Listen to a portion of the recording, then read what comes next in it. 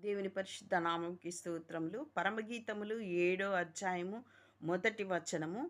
రాజకుమార పుత్రిక, నీ పాదరక్షలతో నీవెంత అందంగా నడుచుచున్నావు.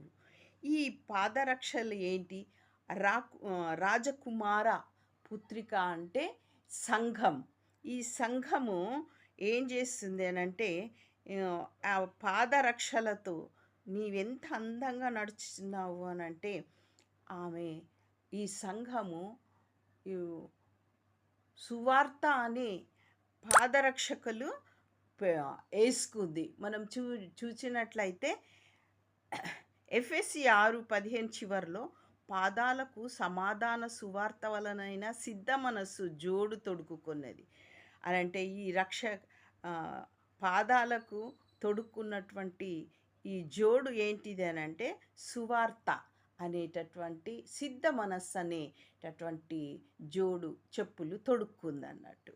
ఈ విధంగా మరి పాదాలను ఆ విధంగా మంచి మరి అంతేకాదు యెషయా 52:7లో సువార్త ప్రకటించుచు సమాధానపు చాటించుచు సువర్తమానము ప్రకటించుచు రక్షణ సమాచారము ప్రచురించు వారి పాదములు నీ దేవుడు ఏలుచున్నాడని సియోనుతో చెప్పుచున్న వాని పాదములు పర్వతముల మీద ఎంతో సుందరములైనవి.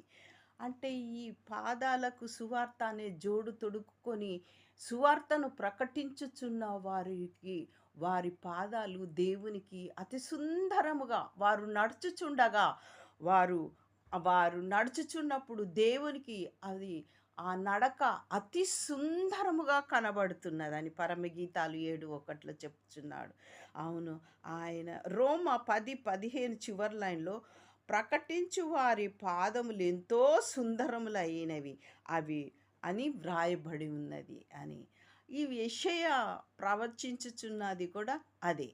వారు సువార్త అనే సమాధాన సువార్త అనే జోడును తొడుక్కొని వారు సువార్తను ప్రకటించుచుండగా ఆ నడక దేవునికి ఎంతో అందంగా కనబడుతుందంట.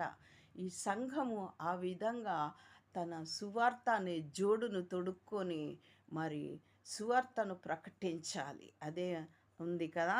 మరి మీరు సర్వ సృష్టికి వెళ్ళి సువార్తను ప్రకటించుడి అని మార్కు సువార్తలో చెప్పబడింది. ఆ విధమైనటువంటి సువార్త సమాధాన సువార్తను ప్రకటించుచు